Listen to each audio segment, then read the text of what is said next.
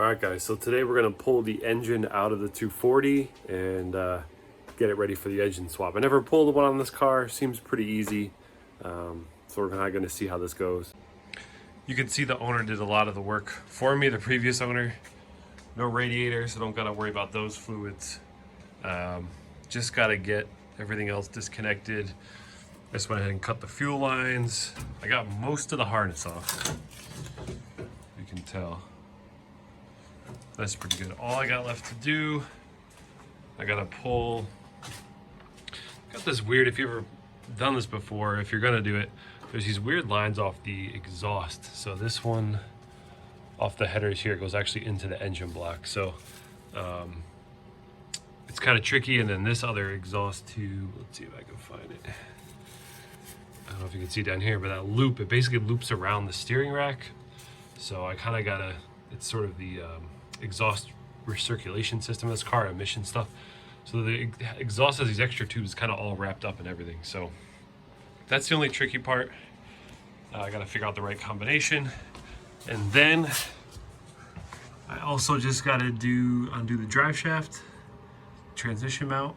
Everything else is good to go. You can see the clutch slave dangling there. So we're gonna go ahead and get this baby out. And then we will do a compression test as well. Hopefully this thing's good because I'd love to sell it. This will basically pay for a lot of the engine that I'm going to put in it. So let's see how this goes. How's it going? Super good. Yeah. What if I let go? Doing it all on your own. Wow. Getting this boat anchor out of here. Is it clear? Ooh, we're getting there. Go try to pull it a little bit.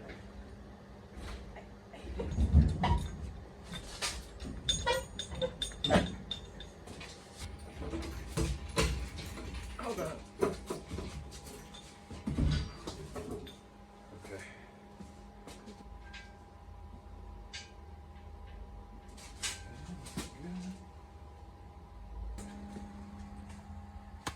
Did it? Did it all by myself. Here she is. Looking clean. These Arizona cars, header bolts and nuts aren't even rusted. For Northeast, this is wild. Here, all this stuff is like it's been on the Titanic. Clean engine. First shot of the engine bay with nothing in it. I don't know whether to be like excited or scared. Like, it's nice it's out, but it's also like a little scary how much work we gotta do. Now the fun begins. That's right. Fun begins now. All right, good. We got her out. All right, so time to compression test this bad boy.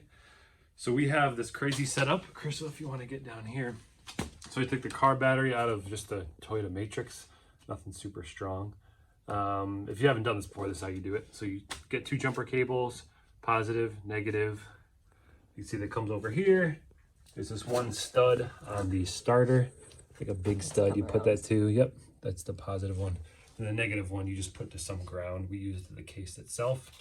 And then this little grounding wire that comes to the actual starter itself. I made a little wire, and I just touch the positive area there, that same post, and it turns over. So we got the starter working, that's all we need. And now we're just gonna compression test each cylinder. Hoping this thing's good because it's, again, we want to sell this thing. So let's see how this goes. All right, let's do this one.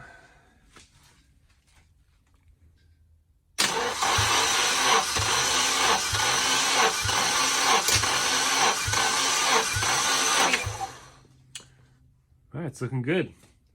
So we just got to do that 3 more times. All right, so I don't know what these engines are actually worth. I'll have to do some research online, but 150 almost exactly across all 4 cold is really good and exactly like the best I could have hoped for. So I'm gonna go ahead and post this thing online, some Facebook groups, drift groups, whatever, and hopefully we can get this sold and get some good money for it. So I'm gonna post that, and I guess that's it. So glad we got it out of the car. The engine's in really healthy shape, so I can sell it. So big success on the engine pull.